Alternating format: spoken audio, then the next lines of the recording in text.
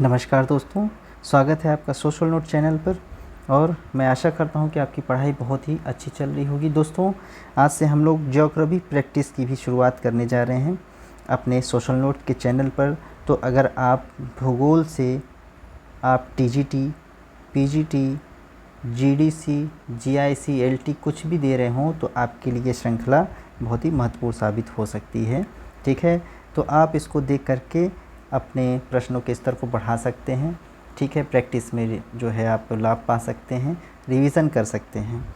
तो चलिए शुरुआत करते हैं और लगातार ये वीडियोस अब आपको मिलती रहेंगी भूगोल के ऊपर। ठीक है, तो अभी तक राजनीति विज्ञान के प्रश्नों को आप हल कर रहे थे इस चैनल पर, अब ज्योग्राफी के प्रश्न भी आपको मिलेंगे। तो आइए शुरुआत करते हैं आज का सामान्य परिचय से।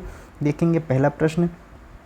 तो भारत का क्षेत्रफल यहाँ पर पूछ रहा है, देखिएगा 32,78,263, 32,80,263, 32,85,263, 32,87,263 वर्ग किलोमीटर कौन सा सही है? तो यहाँ पर ऑप्शन डी ठीक हो जाएगा। 32,87,263 वर्ग किलोमीटर है भारत का कुल क्षेत्रफल। इसमें देख लेंगे थोड़ा सा, तो भारत का कुल क्षेत्रफल कितना है? 32,87,263 वर्ग किलोमीटर। ठीक है, इस क्षेत्रफल का विश्व के कुल क्षेत्रफल का 2.4% है। ये भी एक प्रश्न यहाँ से पूछता है कि भारत का क्षेत्रफल विश्व के कुल क्षेत्रफल का कितना प्रतिशत है? तो 2.4% है। नोट डाउन करिएगा, 2.4% है। क्षेत्रफल के संदर्भ में भारत का रूस, कनाडा, संयुक्त राज्य अमेरिका, चीन, ब्राज़ील और ऑस्ट्रेलिया के बाद देश में 7वां स्थान है। पूछेगा क्षेत्रफल में स्थान कौन सा है भारत का? तो आपका 7वां स्थान है। ये प्रश्न आपको दोनों यहाँ से मिलेंगे। एक प्रश्न ये हो गया, एक प्रश्न ये हो गया, बाकी आपका ऑप्शन डी वाला तो ठीक है। 3 प्रश्न आप यहाँ से बना सकते हैं। देखेंगे अगला, भारत का क्षेत्रफल पूछ रहा है फिर से वही, तो 32,87,263 वर्ग किलोमीटर। ठीक है, क्षेत्रफल की दृष्टि से भारत का संसार में स्थान कौन सा? अभी जस्ट हम लोगों ने बताया है 7वां, 8वां, 9वां, 10वां। तो यहाँ पर उत्तर ए ठीक हो जाएगा, 7वां स्थान है।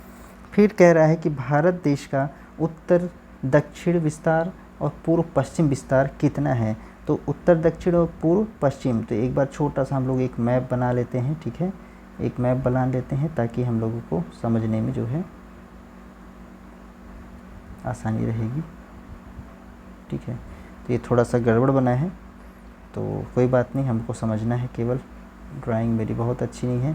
तो ये आपका ईस्ट वेस्ट, ठीक है, यानी कि पूरब से पश्चिम और उत्तर से दक्षिण पूछ रहा है। ठीक है ना, तो कितना है? तो देखिएगा पूरब से पश्चिम आपका है 2,933 किलोमीटर और आपका उत्तर से दक्षिण है 3,214 किलोमीटर। इस प्रकार से आंसर आपका बी ठीक हो जाएगा, 3,214 किलोमीटर और 2,933 किलोमीटर। ठीक है, चलिए अगला देखा जाएगा, भारत का उत्तर दक्षिण विस्तार कितना है भाई? तो 2500, 3214 और 2933 या 3600, तो अभी ऊपर लगाया हम लोगों ने 3214 किलोमीटर। ठीक है, अगला देखेंगे, निम्नलिखित अधिवासों में कौन उत्तर में चीन, पूर्व म्यांमार के त्रिसंगम पर स्थित स्थायी आबादी वाला भारत का सबसे पूर्वी कस्बा है? तो किबुथु, विजयनगर, काहू या मिशाई। तो दोस्तों यहाँ पर किबुथु ठीक हो जाएगा। और किबुथु कहाँ पर है? ये आपका अरुणाचल प्रदेश में है ना, अरुणाचल प्रदेश में स्थित है। अगला देखेंगे, कथन दिया है बिहार देश एक पिछड़ा राज्य है, कारण दिया है राज्य में विकास के स्तर में प्रादेशिक भिन्नता मिलती है। तो दोस्तों ये दोनों उत्तर, मतलब दोनों कथन ठीक हैं, कथन और कारण दोनों ठीक है, लेकिन इसकी सही व्याख्या नहीं करता है। ठीक है ना, यहाँ पर ऑप्शन बी ठीक हो जाएगा। अगला देखा जाएगा, नेक्स्ट क्वेश्चन भी वही सेम टू सेम है, बिहार भारत का पिछड़ा राज्य है, यहाँ के विकास स्तर क्षेत्रीय भिन्नता मिलती है। ठीक है, तो यहाँ दोनों ठीक हो जाएगा और सही उसकी ये व्याख्या नहीं होगी। देखते हैं अगला प्रश्न, इंदिरा पॉइंट। इंदिरा पॉइंट कहाँ पर स्थित है? 6 degree 20 minute, 6 degree 25 minute, 6 degree 30 minute, 6 degree 45 minute. दोस्तों इसमें से कोई भी ऑप्शन ठीक नहीं है। क्यों? क्योंकि इंदिरा पॉइंट जो है, इंदिरा पॉइंट के बारे में थोड़ा सा देखिए विस्तार की, ये भारत का दक्षिणतम बिंदु है सबसे। ठीक है, जो कहाँ पर स्थित है? ग्रेट निकोबार द्वीप समूह पर स्थित है और ये हिंद महासागर में 6 डिग्री 45 मिनट 10 सेकेंड तथा उत्तरी अक्षांश में और पूर्वी देशांतर पर स्थित है कितना, 43 डिग्री 50 मिनट 34 सेकंड पर, ठीक है ना।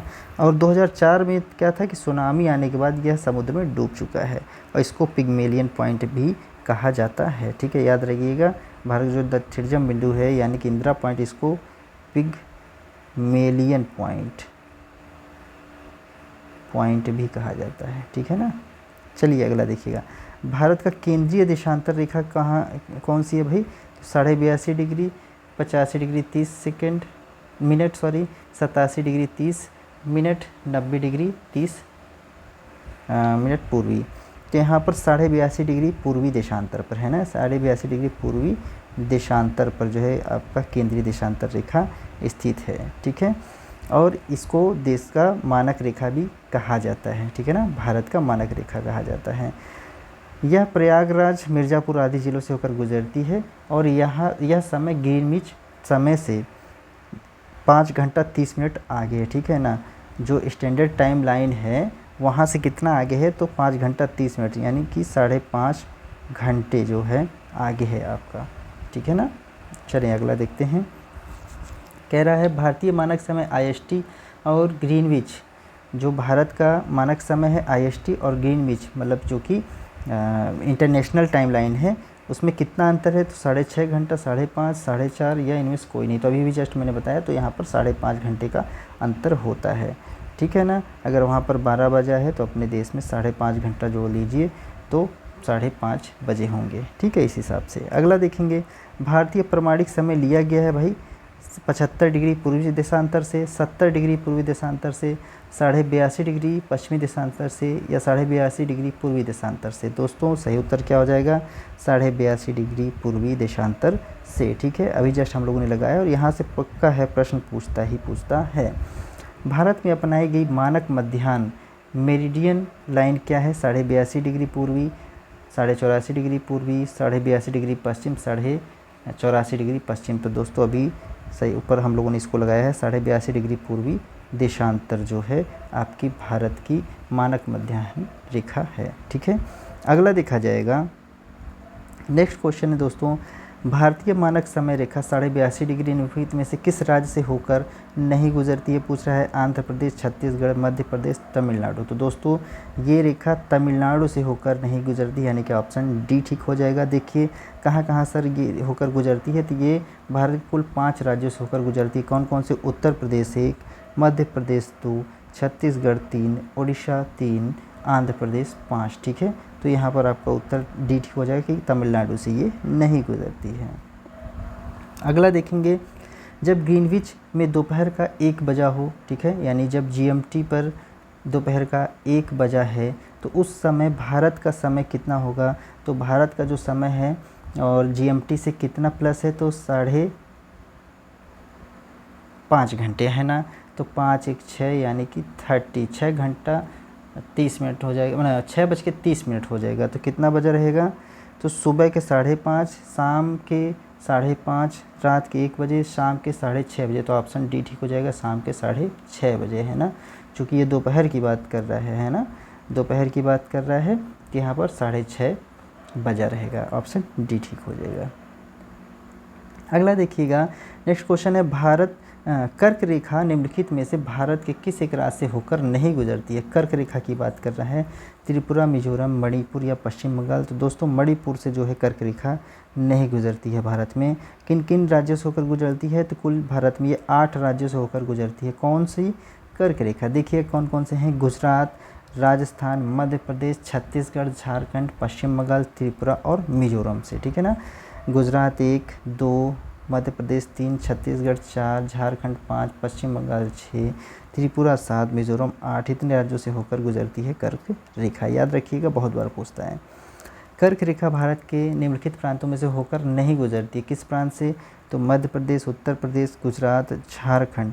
तो कर्क रेखा किस राज्य से नहीं गुजरती है, तो उत्तर प्रदेश से नहीं गुजरती है। देखिए यहाँ पर मैंने ऊपर आपको दिखाया भी है, गुजरात, राजस्थान, मध्य प्रदेश, छत्तीसगढ़, झारखंड, पश्चिम बंगाल, त्रिपुरा एवं मिजोरम से होकर कर्क रेखा गुजरती है, ठीक है।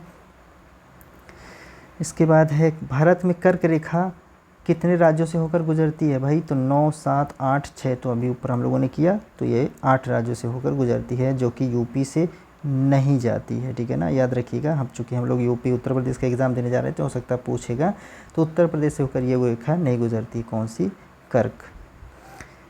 अगला देखेंगे, यदि भारत की कर्क रेखा स्थान पर विषुवत रेखा होती तो यह यहाँ की जलवायु पर जो प्रभाव पड़ता वह कैसा होता। विषुवत रेखा अगर यहाँ पर रहती, विषुवत रेखा का मतलब आपका जो 0 डिग्री है, ठीक है ना, अधिक ताप एवं कम वर्षा, अधिक ताप अधिक वर्षा, कम ताप एवं कम वर्षा, कम ताप एवं अधिक वर्षा। तो अगर भारत कर्क रेखा के स्थान पर विषुवत रेखा होती तो उस समय यहाँ पर भाई अधिक ताप और अधिक वर्षा होती है ना। भाई विषुवत रेखा क्या है, जहाँ पर जो है सूर्य की किरणें क्या होती है, सीधे पड़ती हैं, तो वहाँ पर अधिक ताप होगी, अधिक ताप होगा तो जो है वहाँ पर अधिक वर्षा भी हो जाएगी, ठीक है। ऑप्शन बी ठीक होगा यहाँ पर। देखिएगा इसकी व्याख्या थोड़ी सी, यदि भारत की कर्क रेखा के स्थान पर विषुवत रेखा होती, ठीक है, तो यहाँ की जलवायु विषुवत रेखीय जलवायु के समान होती, तब यहाँ पर अधिक ताप एवं अधिक वर्षा होती, सूर्य की किरणें विषुवत रेखा पर सीधी पड़ने के कारण यहाँ गर्मी अधिक पड़ती, साथ ही प्रतिदिन संवहनीय वर्षा होती, ठीक है ना। चलिए अगला देखेंगे, कर्क रेखा किस नदी को नहीं काटती है। कर्क रेखा किस नदी को नहीं काटती है भाई, सोन, रिहंद, नर्मदा, बेतवा। तो दोस्तों नर्मदा नदी को जो है कर्क रेखा नहीं काटती है। इसकी व्याख्या देखेंगे, कर्क रेखा नर्मदा नदी को नहीं काटती है। नर्मदा नदी की स्थिति कर्क रेखा के दक्षिण में है, जबकि अन्य नदियां सोन, रिहंद, बेतवा को कर्क रेखा काटती है। कर्क रेखा माही नदी को 2 बार काटती है, बहुत इंपॉर्टेंट है ये, नोट डाउन करिएगा। कर्क रेखा किस नदी को 2 बार काटती है, तो माही नदी को 2 बार काटती है ना। माही नदी कितनी बार, 2 बार काटती है। अगला देखेंगे, भारत पाकिस्तान के मध्य कश्मीर समस्या को लेकर कितनी बार युद्ध हुआ है, तो 4, 3, 2, 5, 2। तो दोस्तों सही उत्तर हो जाएगा 3 बार, ठीक है ना। ऑप्शन बी ठीक हो जाएगा यहाँ पर। कब कब हुआ है, तो देख लेंगे, भारत एवं पाकिस्तान के मध्य कश्मीर समस्या को लेकर अब तक 3 बार युद्ध हो चुका है। 1948 का, 1965 का और 1999 हो चुका है, ठीक है। आगे देखेंगे, उल्लेखनीय है कि भारत एवं पाकिस्तान के मध्य 1971 में युद्ध बांग्लादेश पूर्वी पाकिस्तान की समस्या के कारण हुआ था। मतलब हुआ तो 4 बार है 1971 में, लेकिन यहाँ पूछा है कश्मीर समस्या को लेकर, तो कश्मीर समस्या को लेकर के ये 3 बार हुआ है, 1948, 1965, 1999, ठीक है।